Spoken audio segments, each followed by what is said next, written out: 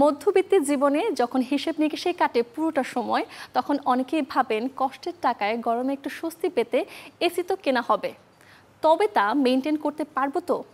এমন ভাবনায় আজ আপনাদের জানাবো 1.5 টনের এসিতে মাসে কত টাকা গুনতে হতে পারে বিদ্যুৎ বিলে।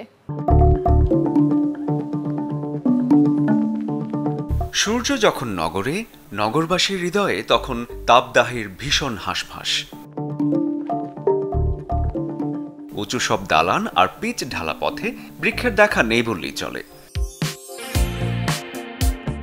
লম্বা সময় ধরে গরম থাকায় অনেকেই ঝুঁকছেন এসির শীতল পরশ পেতে, কিন্তু বিদ্যুৎ বিলের ভাবনায় এসিতে বসেই ঘেমে যান অনেকে। এর সমাধান মিলবে যদি আপনার জানা থাকে এসির বিদ্যুতের হিসাব। বিল বাঁচাতে অনেকেই ছোট এসি কেনেন। এসির টন কিন্তু ওজন বোঝায় না, কত দ্রুত ঘর ঠান্ডা করবে তার মাত্রা হচ্ছে টন। বাজার ঘুরে দেখা যায় ছোট পরিবারের জন্য 1 থেকে 1.5 টন এসির চাহিদাই বেশি।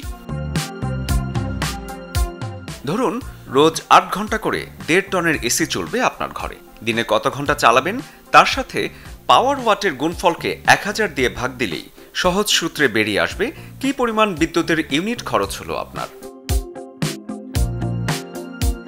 ইনভার্টার টেকনোলজির এসি প্রথম ঘন্টায় বিদ্যুৎ খরচ করে 700 ইউনিটের মতো, এরপরে 4 ঘন্টায় 500 ওয়াট এবং তারপরে 3 ঘন্টায় খরচ 200 ওয়াট। বাংলাদেশের হিসেবে ইউনিট প্রতি 6 টাকারও কিছু কম পড়ে বিদ্যুতের দাম।